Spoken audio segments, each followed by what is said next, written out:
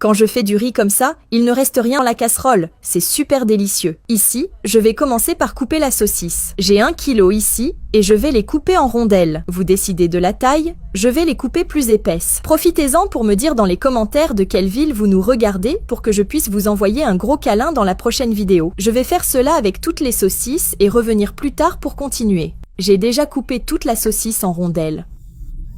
Maintenant, je vais les prendre avec mes mains et les mettre dans la poêle qui a déjà un bon filet d'huile. Je vais mettre toute la saucisse ici dedans. Maintenant, je vais les faire frire. Et quand elles seront dorées, je reviendrai pour continuer la recette. Et pour continuer la recette, je vais ajouter un oignon moyen haché, 3 gousses d'ail râpé. Et je vais tout faire revenir très bien. J'ai fait revenir tout très bien.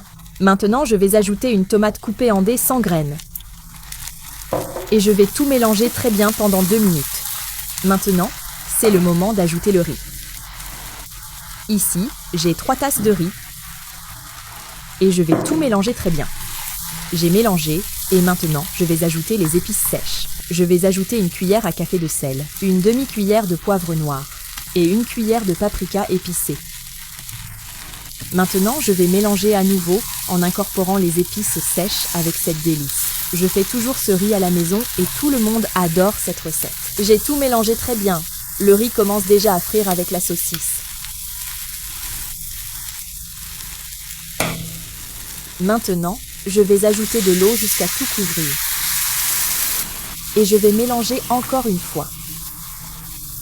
Après avoir mélangé et ajouté les épices sèches, je vais couvrir la casserole et laisser cuire jusqu'à ce que l'eau s'évapore. L'eau s'est évaporée. Et par-dessus, je vais ajouter du fromage à la crème pour rendre le riz encore plus savoureux. Un riz très pratique à faire et il est parfait. Tout le monde l'adore. Et par-dessus, je vais aussi ajouter des cubes de mozzarella. Je vais mettre beaucoup de fromage pour que ce soit très délicieux. Maintenant, je vais couvrir la casserole juste pour faire fondre le fromage et ensuite je reviendrai. C'est fait. Ma recette de riz à la saucisse est prête, je vais éteindre le feu. Pour finir, je vais saupoudrer du persil haché par-dessus pour donner une touche spéciale. Et regardez comme c'est beau, c'est prêt. Et maintenant, je vais me servir de ce délicieux riz à la saucisse. Regardez comme c'est parfait. Profitez-en et donnez-moi une note de 0 à 10 sur combien vous avez aimé cette recette. Bon appétit!